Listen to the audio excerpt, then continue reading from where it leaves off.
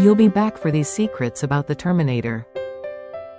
Arnold Schwarzenegger's T-800 came back from the future to wreak havoc in the James Cameron-directed sci-fi classic The Terminator 41 years ago.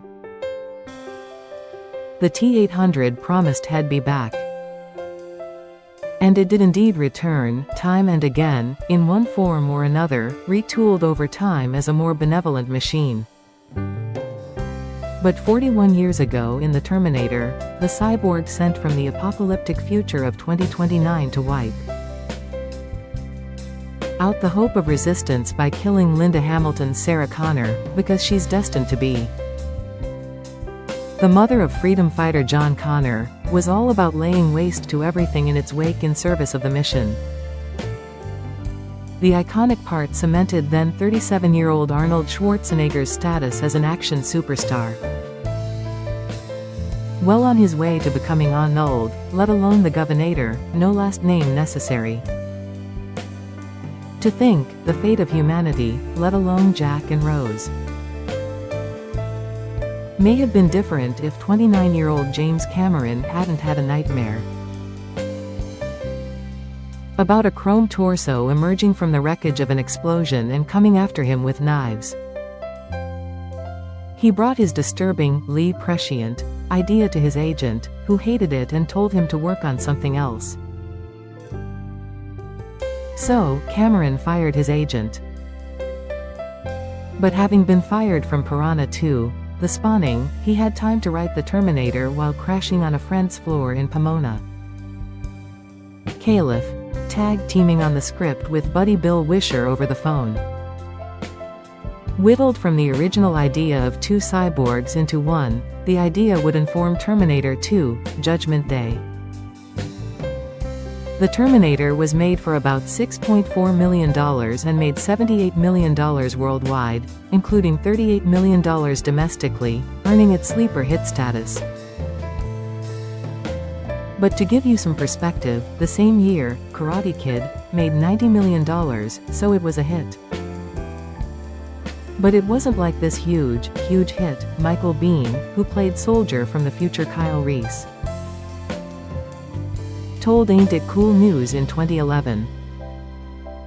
1984 is when it came out, that's when most people started getting their VHS players, and I think that's really where that movie took off. Everybody saw it on VHS. Biehn also worked with Cameron on Aliens and the Abyss. Hamilton, who reunited with Cameron for T2, as well as briefly joined him in Holy Matrimony, probably couldn't envision that she and her biceps would be reporting for duty 35 years after the original came out for 2019's Terminator, Dark Fate. I have come to terms with the fact that I will always be Linda the Terminator Hamilton. She told MTV News in 2009, "I go out in the world and people just scream, 'I love you.' That's a great job description. It's wonderful to have done something that will live longer than me. And the rest is sci-fi history." Here are some epic secrets about the making of the Terminator. According to Rebecca Keegan's 2009 book The Futurist, after firing his vision-lacking agent, James Cameron sold the rights to his script for $1 to Gail Ann Hurd, a former assistant of B-movie king Roger Corman, who had discovered Cameron working in the art department at New World. After obtaining the equivalent of a pinky swear that she would only produce the movie if he directed it, Hurd kept her promise, even in the face of studio execs who tried to push Cameron aside. "And I have a career as a result," Cameron told Keegan. "So I've never really regretted that decision, although it was costly financially." Cameron and his first wife, Sharon Williams, divorced in 1984, and the following year he married Hurd,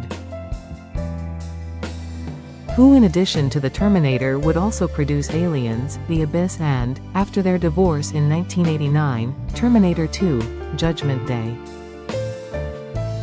Having given some notes and to strengthen their two-person pitch, Hurd has a with screenwriting credit on The Terminator. In 2009, Cameron admitted it still irked him that many assumed that his badass female heroine was Heard's creation. She did no actual writing at all, he told Keegan. Meaning, Cameron didn't make any money from the films in the Terminator universe that he didn't direct or produce, or the theme park rides, merchandise, or video games. I chalked it up to the cost of a Hollywood education. The director of Avatar and Titanic, the third and sixth highest grossing films of all time, said. Cameron had his friend Lance Henriksen, whom he knew from Piranha 2, dress up as the Terminator character for the pitch to potential financier John Daly at Hemdale Pictures in 1982. Henriksen burst through the office door, scaring the receptionist to death, and sat there in menacing silence for 15 minutes till Cameron came in. It worked, and Daly agreed to $6 million in financing as a team with distributor Orion Pictures and HBO. Cameron at first thought Henriksen would make a good Terminator. Conceived as a machine disguised as a person who infiltrates the human resistance in 2029. But ultimately the actor ended up playing Detective Hal Vukovich in The Terminator. They'd work together again when the veteran That Guy reprised the role of Bishop for Aliens. It was Orion Pictures co-founder Mike Medavoy who brought Arnold Schwarzenegger to Cameron as a possible Kyle Reese, opposite football hero turned actor O.J. Simpson as the Terminator. Then somehow, James Cameron felt that he was not as believable for a killing machine. Schwarzenegger quipped to London's Independent in October 2019. "So then they hired me. That's really what happened." But Simpson was attached enough at first that Cameron drew up some concept art featuring the athlete, which Schwarzenegger still has to this day. "On the painting that I have at home, it was painted by Jim Cameron," he revealed. "Underneath my face is actually O.J. Simpson's face. It was already painted on it, with the leather jacket and the gun in the hand." Cameron didn't think much of Schwarzenegger's dramatic potential when he met him, the former Mr. Olympia's biggest part to date being Conan the Barbarian, which relied primarily on his musculature for effect. Cameron remembered to Men's Journal asking how much acting experience he had, and the 37-year-old Austrian replied, "It does not matter. I intend to be a movie star like Clint Eastwood and Sylvester Stallone." "I am hearing this and thinking, dude, that is so unlikely," the director said. "It's basically like saying, see this lottery ticket I just bought? I am gonna win." Yet once you know Arnold better, you know he just makes things happen. It was Schwarzenegger, even when he was supposed to be proving he could play the hero, who made a better case for himself as the villain. "I spoke much more enthusiastically about the Terminator character," he recalled to Keegan, "about how he has to handle weapons, to be always like a machine." "He's a machine," Schwarzenegger said in relaying the now classic story to Men's Health in 2019. "So everything has to be matter of fact. I told Jim that. I said there should be no joy, no gratification, no kind of victory lap of any sort. Just the mission, complete. I go through these points." Jim, afterward, says to me, "FK, you analyze it better than the way I have written it. Why don't you play the Terminator?" The next day Cameron went to producer John Daly and said had found his Terminator, so the hunt for Kyle Reese continued. Then Schwarzenegger paused. "I said, the Terminator only says 27 lines," he told Men's Health. Luckily for all involved, he checked his ego. "People really admired the character, because he was able to do things they all wanted to do," Schwarzenegger explained. "Everyone wants to wipe out a police station when they get mad at the police. We had a test screening. We showed it to 50 cops. They all applauded when I wiped out the police station, because it was not a human being doing it, it was the machine doing it. Sting was asked about playing the pivotal role of Kyle Reese, the resistance fighter sent from the future to protect Sarah Connor and, incidentally, be the father of her son, John, but he had a world tour coming up. And sci-fi fans still got to see the police frontman on the big screen in 1984, in the adaptation of Frank Herbert's cult classic Dune. The list of actors who were considered included Mel Gibson, Matt Dillon, Kurt Russell and Tommy Lee Jones, as well as rocker Bruce Springsteen, according to the 2013 book Terminator Vault. The complete story behind the making of the Terminator and Terminator 2, Judgment Day, Terminator Vault. Stallone and Gibson, Rambo and Mad Max, respectively, both turned down the Terminator role. Coincidentally, production on the Terminator ended up delayed while Schwarzenegger shot Conan the Destroyer. Allowing Cameron time for a new writing job, the script for Rambo, First Blood Part 2. When Michelle Bean was approached about auditioning to play Kyle Reese, he asked who else was in the movie. So far, Arnold. He was a bodybuilder and he had done Conan and he was not considered an actor by any long stretch of the imagination, Bean told Ain't It Cool News in 2011. Most people thought he wouldn't have a career because he could never really speak English and say things like California very well. Nobody really thought he was going to have much of a career. Working with Cameron, fired director of Piranha 2, didn't sound all that enticing, either. Then I went in, Bean said. I met Jim and auditioned for him and I got the role and I knew very quickly that Jim was special. I mean, I didn't know he was going to make a movie that we would be talking about 30 years later. That there would be 4 sequels to, or that it would become so iconic, but that's how I got involved in it. Linda Hamilton remembered Jennifer Jason Leigh, fresh from Fast Times at Ridgemont High, being the other main contender to play Sarah Connor. A 19-year-old waitress with barely a care in the world until she finds out she's being hunted by an indestructible assassin from the future. Bean said he read with Rosanna Arquette first and then with Hamilton, after which they were cast as Kyle and Sarah. According to Terminator Vault, Arquette wanted $250,000, which was deemed exorbitant. Schwarzenegger spent 3 months training with all sorts of guns, so he'd know how they worked and also to feel more comfortable around them, according to Keegan. Bean learned karate and got in shape to play a guy who could conceivably hold his own against Schwarzenegger but still look like someone who would believably have a romance with Sarah. Days before they were due to start shooting, Hamilton broke a bone and tore ligaments in her foot. But we stuck it out, she told MTV News in 2009, when she was named one of the greatest movie badasses of all time. Hamilton didn't just have a pain in her foot. Jimbo and I did not get along very well, Hamilton recalled. I left the Terminator saying, that man is definitely rooting for the machines. He was not geared towards the human experience. He's the only person I've ever taken off the set and yelled at. Everybody could hear me.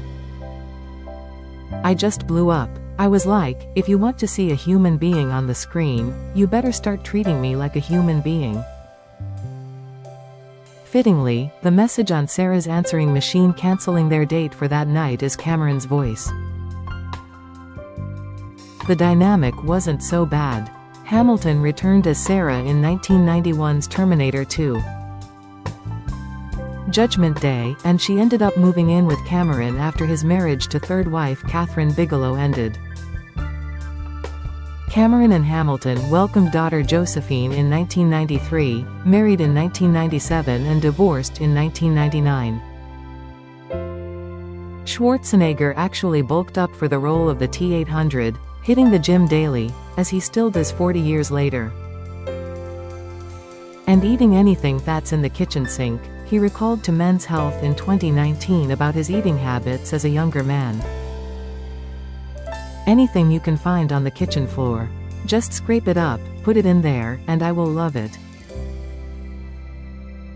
Cameron's script described Sarah as pretty in a flawed, accessible way.